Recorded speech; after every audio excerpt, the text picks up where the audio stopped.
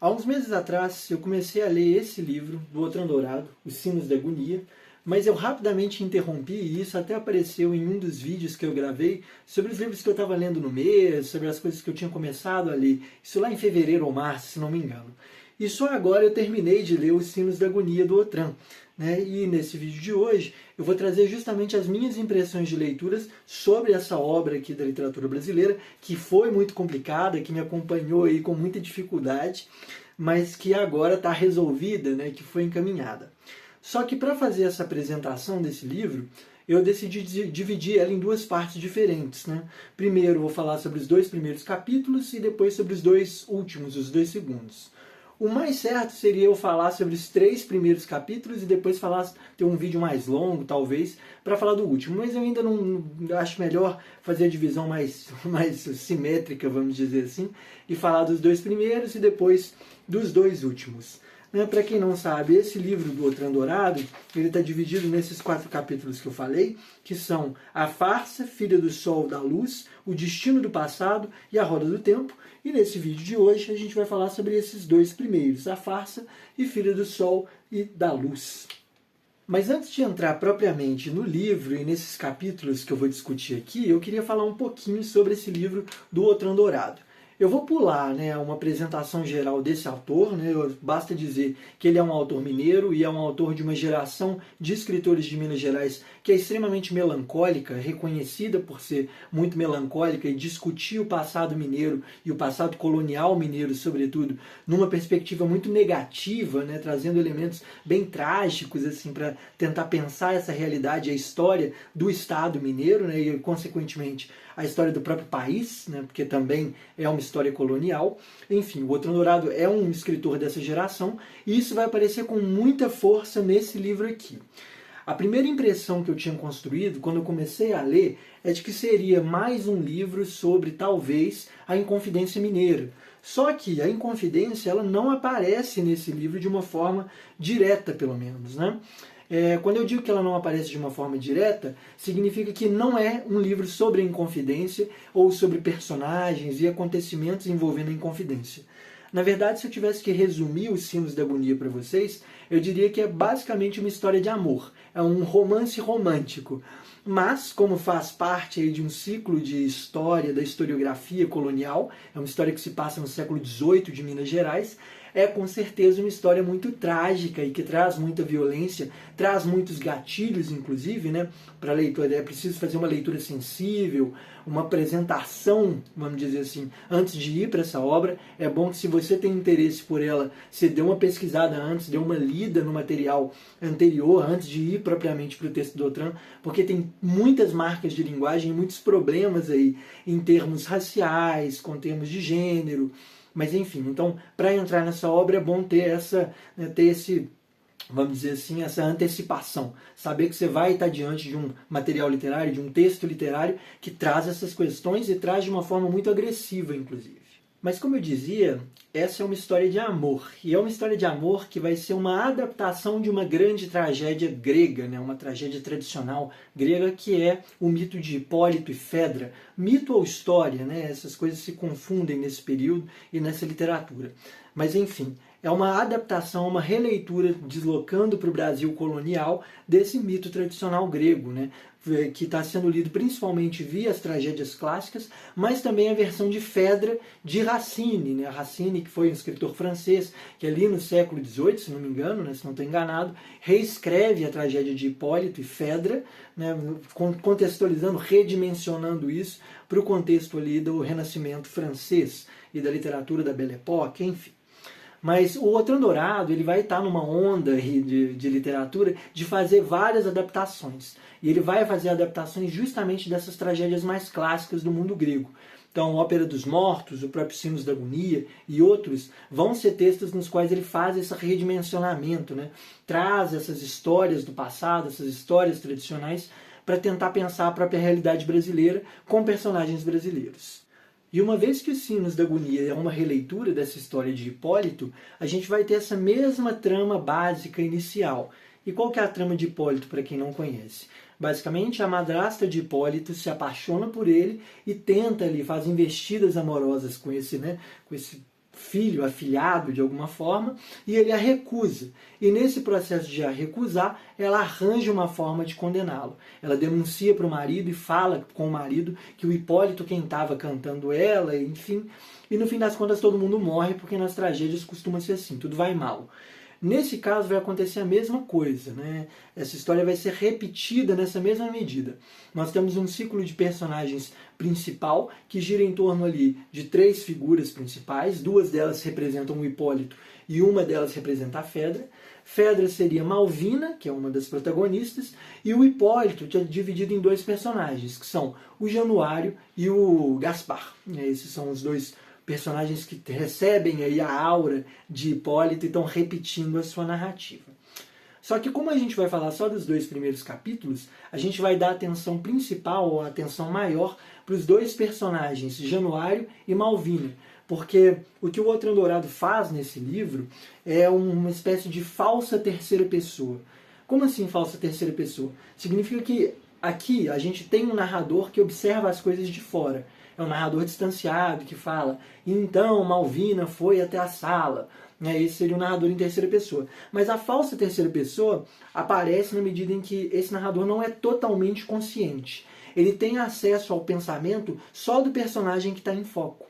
Então, no primeiro capítulo, o personagem em foco é o Januário. Então o narrador vai basicamente ter acesso aos pensamentos do Januário e em alguns momentos a gente vai até confundir quem é que está narrando, se é o narrador distanciado ou se é o próprio Januário, mas ele não consegue acessar, por exemplo, os pensamentos do Isidoro, que é um escravizado que acompanha o Januário ali no seu exílio, né, na sua efígie.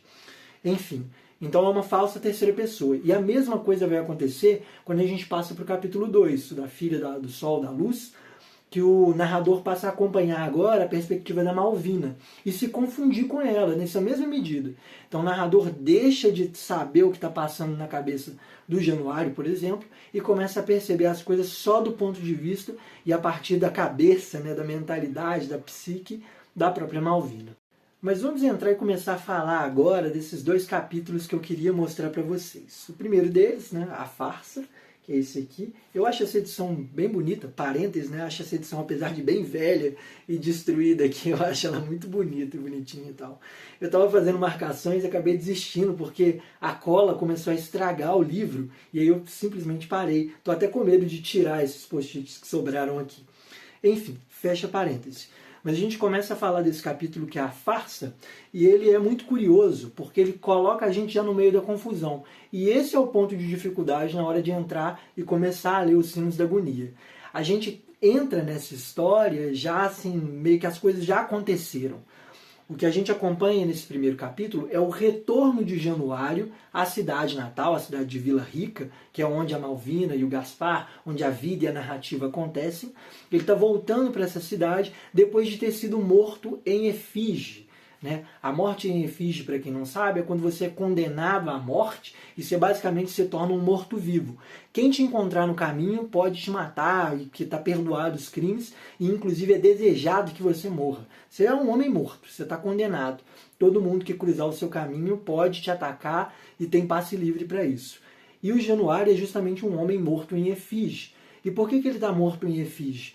Porque dentro da narrativa a gente vai descobrir que houve ali uma espécie de acontecimento, ou de caso, de construção, em que a Malvina e ele mataram o marido da Malvina. Essa aí é o plot básico, é o que introduz a gente na narrativa dos Sinos da Agonia. Mas é muito estranho, porque o Januário está voltando para a cidade onde ele foi condenado à morte, onde ele basicamente é um homem morto. Ele sabe que se ele for visto por alguém, ele vai ser assassinado e o corpo dele entregue ao capitão-geral, né, o capitão-general da Vila Rica e da própria capitania de Minas. Mas enfim, ele está voltando. E por que ele está voltando? Porque ele recebeu uma carta. E aí ele recebeu uma carta escrita pela Malvina, e a carta diz ali para ele voltar, para ele conseguir entrar na casa dela e revê-la para que eles pudessem fugir juntos, porque ela e a escrava dela, a escravizada dela, né, que é a Inácia, personagens também muito importantes, os 2 escravizados aqui que acompanham o Januário e a Malvina são muito importantes na história também. De um lado a gente tem o Isidoro, que acompanha o Januário, e do lado da Malvina a gente tem a Inácia. né? E esses dois estão sempre aí sendo uma espécie de caminho ou de canal que ligam esses personagens, né? Que pode ligar e estabelecer um contato desses dois que são sujeitos totalmente separados, pela classe, pela raça, enfim, por tudo, nessa condição aqui. Mas aí o que acontece é isso, ele recebe uma carta da Malvina pedindo que ele retorne, que ele vá vê-la, porque ela é louca com ele, apaixonada, e ele, que é um homem realmente muito apaixonado, perdidamente apaixonado pela Malvina, vai fazer de tudo e quer voltar para Vila Rica, apesar de estar tentando, né, estar sendo dissuadido ali pelo Isidoro. Isidoro está o tempo todo falando, não volta, você é um homem condenado, se você voltar a gente morre e tal, não volta, por favor, se você morrer, o que vai ser de mim? Enfim, mas ele decide voltar, o Januário decide voltar porque ele quer ver a Malvina mais uma vez. E é isso que ele faz. Ele está voltando e fica, né, escondido ali na cidade, fugindo dos guardas, para poder vê-la na casa, no casarão dela. É muito interessante, porque o nome desse capítulo é A Farsa. E quando a gente está lendo, a gente fica pensando assim, qual será a farsa? Né? Que tipo de farsa está acontecendo? E no meio do capítulo, né, no meio do correr da narrativa, do andamento da história, a gente vai tendo vários flashbacks e flash forwards, né? Indo para trás, indo para frente, indo do presente para o passado e do presente para o futuro. A gente tem o tempo todo esse movimento que vai construindo, né, e oferecendo para a gente os detalhes dessa narrativa. E o que acontece aqui, a grande farsa, é porque depois de ter assassinado João Galvão, que é o marido de Malvina, né, o primeiro marido de Malvina, pai do Gaspar, depois que o Januário supostamente o matou, o que acontece é, ele foge, ele consegue fugir, ele dá um jeito e desaparece da cidade, ninguém tem notícia dele, só que era preciso pagar aquele crime. Ele foi acusado do crime de assassinato e é preciso pagar de alguma forma. E aí o que faz é uma condenação em efígie. E essa condenação em efígie, assim, ela é longuíssima, assim, são um lance, acho que de 10 páginas, se não me engano, são umas 10 páginas de descrição, assim, longa mesmo, dessa cerimônia. E é basicamente a cerimônia de morte em efígie, é a condenação de um boneco. Eles montam uma espécie de espantalho, né, um boneco de palha, e fazem um cortejo fúnebre para ele, colocam ele num tablado especial, num patamar elevado, e o enforcam, como se aquele boneco fosse o Januário. E depois disso ele de fato se torna aí um homem vivo-morto, né, esse sujeito que está entre a vida e a morte. Inclusive essa ideia de estar entre a vida e a morte, ela é uma das bases, né, um dos pilares para o romance acontecer. Porque a ideia dos sinos da agonia, né? Os sinos da agonia, o toque da agonia, é um tipo de música, né, de sonoridade feita pelos sinos de determinada região que estão aí pedindo lamentações e preces para um sujeito moribundo, para aquele sujeito que está em estado de agonia, ou seja, lutando, né, está entre a vida e a morte, está lutando para sobreviver. E as preces geralmente são ou pelo livramento ou pela cura, ou pela morte dele, né, para que ele possa descansar finalmente em paz e tal, ou então pela cura, pela salvação, pelo milagre, enfim. E esse é o estado de agonia. Então, ao ser morto em efígie, né, o Januário de alguma forma se torna esse sujeito em agonia, um sujeito que ao mesmo tempo vive e morto. E a mesma coisa vai acontecer com os outros personagens centrais, tanto com a Malvina quanto com o Gaspar. Eles vão ser sujeitos mortos-vivos durante a narrativa. Bom, com isso a gente encerra o capítulo sobre o Januário e o capítulo que dá a introdução, faz a introdução dos sinos da agonia, e a gente passa justamente para o segundo capítulo, ou para a segunda jornada, né? São um livro dividido em 4 jornadas, que tem como foco, pelo menos, né? Que tem como foco justamente a personagem da Malvina. E é nesse capítulo que a gente vai descobrir a base do romance. Nesse ponto a gente vai ter mais acesso às narrativas do passado do que propriamente à situação do presente. Então a história meio que vai para trás e nos contextualiza ali sobre a construção do relacionamento da Malvina com o João Galvão, para depois conhecer o Gaspar e ela entrar finalmente na sua tormenta. Mas como que isso vai se construir? Bom, o que acontece é, a Malvina é filha, né, ela é uma espécie de mulher nobre, de uma família nobre, só que empobreceu, que foi a falência. Então eles são sujeitos que têm títulos, bons títulos, um bom nome, mas não têm dinheiro, eles estão quebrados. E o pai da Malvina, que é o João Quevedo, ele está querendo arranjar um jeito ali de conseguir dinheiro de novo. E o que ele faz é oferecer as 2 filhas para um dote, né, para ganhar, conseguir um dote e um bom casamento. A filha principal é a Mariana, que é a irmã mais velha da Malvina. E a Mariana é uma mulher assim, um pouco mais velha, ela já passou dos 30 anos, o que para essa época aqui é considerado assim, basicamente uma solteirona, assim, né, já não tem jeito para ela mais. Mas então essa é a situação dela, a irmã da Malvina, Mariana, ela é essa mulher solteirona, que já passou da idade de casar, enfim, mas ela ainda assim é uma mulher muito bonita, com muitas virtudes e tal, seria uma boa esposa, uma boa mãe, segundo conta ali a perspectiva do narrador, né, e da própria Malvina, consequentemente. Só que os pretendentes que chegam até lá são sempre meio estranhos, sempre estão um problema, são todos, no fim das contas, homens falidos, né? Todos eles tentam enganar para conseguir o casamento, achando que o João Quevedo tem alguma coisa, mas no fim das contas eles também são pobres, né? Então, assim, fica esse jogo, essa tensão durante a primeira fase desse segundo capítulo.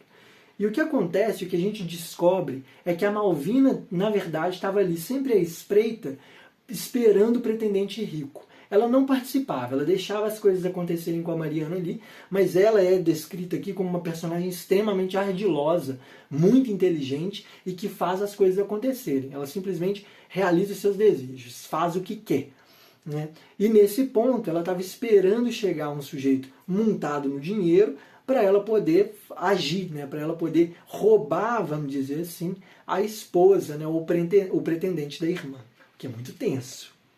Como a minha leitura da tragédia de Hipólito e mesmo da Fedra do Racine está bem aposentada, eu não vou me arriscar aqui, mas eu acho que existem paralelos familiares aí.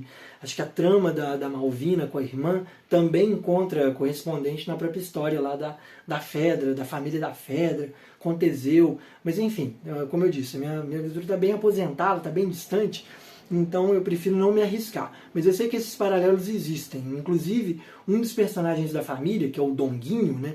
Um personagem animalizado, né? Essa é a descrição dele. O sujeito selvagem, animalizado, que corre pelo campo sem roupa, gritando e vivendo em completa liberdade. Uma espécie de monstro, né? O que o narrador e a própria Malvina dizem. Ele lembra o próprio Minotauro, que faz parte desse mito também, né? Que é o filho bastardo, um filho do casamento ali de forma torta, né?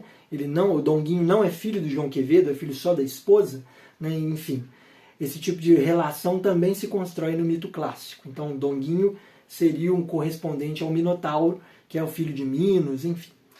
Fecho aqui esse pequeno paralelo com a literatura clássica. Mas voltando assim para a linha narrativa principal desse segundo capítulo, é justamente quando chega o João Galvão, que é de fato um sujeito velho, já muito cansado, mas dono de muita terra, muito gado e muito dinheiro, é só quando ele aparece que a Malvina decide agir. E o que a Malvina faz é deixar que num primeiro momento haja o reconhecimento ali do pai, que o pai descubra se esse tal João Galvão, vindo das capitanias de Minas, é um cara com dinheiro mesmo, e depois que ele descobre que é, a Malvina age. E a Malvina vai até lá, e ela sendo uma jovem de 20 anos e descrita como uma nova Helena, né, uma das novas mulheres, as mulheres mais lindas ali do país e da terra, ela conquista o coração do João Galvão. Ela se flerta com ele e consegue conquistar o coração dele e passa o rodo, né, passa a perna, vamos dizer assim, na própria irmã e na família como um todo. O que ela faz é se casar com João Galvão, depois de conquistá-lo, se muda para Minas e meio que esquece a família, deixa a família de lado. E depois desse casamento, num primeiro momento, o que ela vai fazer é gozar dessa vida de extrema riqueza, porque era algo que ela desejava muito, ser rica, viver aquele período glorioso e tal. Porque quando ela nasceu, segundo conta, né, ela não gozou desse dinheiro. O pai já estava em processo de falência e ela não pôde viver essa vida grandiosa, né, dos sonhos. É uma mulher que sonha muito, como o narrador diz, né, a descreve, uma mulher sonhadora, e ela não pôde viver esse sonho e agora ela realiza ele a partir do dinheiro ali do João Galvão. E ela vai fazer grandes transformações na vida desse sujeito. Esse sujeito que perdeu a esposa e perdeu a filha também, e que já velho decide se casar outra vez. Esse casamento novo dele, esse novo casamento dele, gera uma insatisfação gigantesca no seu filho, né? No filho ali, Gaspar, que morre de tristezas pela mãe e pela irmã falecidas. Mas o Gaspar vai ser o elemento que vai desarranjar por completo a existência e a vida, né? Vai ser a agonia da Malvina, como eu falei que existe a do Januário. Bom, nesse ponto da agonia, o que acontece é, o Gaspar, ele é um sujeito reconhecido ali e narrado, contado, como um sujeito muito nobre e muito fresco, né? Um homem fresco, um homem afeminado, é o que o narrador chega a dizer, né? Que as pessoas inclusive duvidavam ali do fato dele ser um homem, ou se ele era um homem masculino de fato. Enfim, o Gaspar é esse sujeito. Então é um homem que foi para o velho continente, né? Voltou para o velho mundo, foi lá para a metrópole estudar literatura, música e essas outras coisas, mas diante da morte da mãe ele volta para o Brasil. Mas quando ele volta para o Brasil e descobre ali do casamento do pai, ele meio que fica doido e resolve sair pelo Brasil afora junto com uma tropa, enfrentando indígenas e selvagens, né? É isso que ele diz. Como eu disse, um livro cheio de pontos polêmicos e de tensões aí. Mas enfim, baile segue. Ele faz isso e ele vai ficar um tempo, uma temporada distante, até que depois de muita súplica do pai, ele volta para casa. E quando ele volta para casa, basicamente depois de passado um ano e meio do casamento entre o João Galvão e a Malvina, ele vai ter um processo de recuperação, num primeiro momento, até que ele e a Malvina começam a conviver. E nessa convivência, eles convivem sobretudo a partir da música, né? Os dois tocam instrumentos e tudo mais. O que acontece é que depois dessa convivência intensiva entre os dois, ela acaba se apaixonando por ele. E ela se apaixona perdidamente. Na verdade, desde o primeiro encontro, e é uma das cenas mais lindas do livro, a cena da descrição da primeira vez que a Malvina encontra o Gaspar, assim, ela já está perdidamente apaixonada. Perdidamente mesmo, porque é isso que vai levar lá à agonia e, consequentemente, à morte, né? Todos os personagens morrem, gente, é uma tragédia. Mas, enfim, a cena, ela basicamente está na sala de música e se esconde atrás de uma cortina e vê o Gaspar descendo, né, as escadas, e aí ele toca um pouco e sofre muito ao tocar, porque ele se esqueceu como é que tocava, depois de passar muito tempo no mato, e enfim. E aí, de repente, ele sai irritado, quer sair irritado da sala, tem uma espécie de crise de ódio ali, e a Malvina sai de trás das cortinas e segura o braço dele. E aí eles se encaram nos olhos, né, pela primeira vez. E aí tem uma cena de apaixonar, né? Tem um momento ali de paixão, que ela se incendeia e ele corresponde de alguma forma. Ele fica vermelho, né, e tal, fica comovido, e ela imediatamente imagina que existe uma paixão e um elo forte entre os dois. Desde que a paixão aflora, começa o caos, porque a Malvina vai se sentindo cada vez mais intensamente apaixonada pelo Gaspar, e ela começa a querer sonhar, né? Sonhar, desejar a morte do marido para que as coisas pudessem se realizar. Se o João Galvão morresse, afinal, ela poderia ali ter uma relação com o Gaspar. Só que num primeiro momento ela duvida do amor do Gaspar por ela. Ela, né, cria uma espécie de consciência e tem certeza de que ela é apaixonada pelo Gaspar. Mas ela não pode dizer o mesmo sobre o Gaspar. E aí surge a ideia de causar no Gaspar uma espécie de ciúmes. E é nesse momento que o Januário entra na história, né? Porque o que a Malvina vai fazer é sair a cavalo, sair a passeio a cavalo com o Gaspar, e nesse encontro, nessa saída, ela vai conhecer o Januário, que vai ser usado ali por ela para causar ciúmes no Gaspar. Só que o Januário também se apaixona perdidamente por ela, e ela, em alguma medida, também começa a desejar se apaixonar pelo próprio Januário. E aí você tem essa triangulação estranha, né, da Malvina com esses outros dois personagens, o Januário e o Gaspar.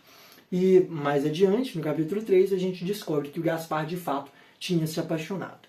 Mas como que se encerra ali o capítulo 2? Se encerra com o plano maligno, né, o plano terrível da Malvina para realizar o seu amor, assassinando João Galvão.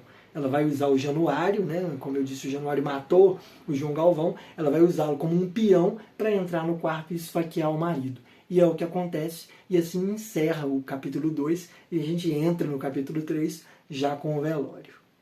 Como eu disse antes, seria muito interessante que eu falasse aqui do capítulo 3 também, mas eu vou deixar para o próximo vídeo, porque eu acho que esse já está ficando bem longo. Eu fiz um panorama inicial dessa obra do Outran Dourado. Eu queria falar com certeza, né, para vocês lerem Os Sinos da Agonia. É um livro que vale a pena, e o Outran acaba sendo um autor assim, menor da nossa literatura, menor num sentido de ter sido esquecido, ter sido marginalizado e tal.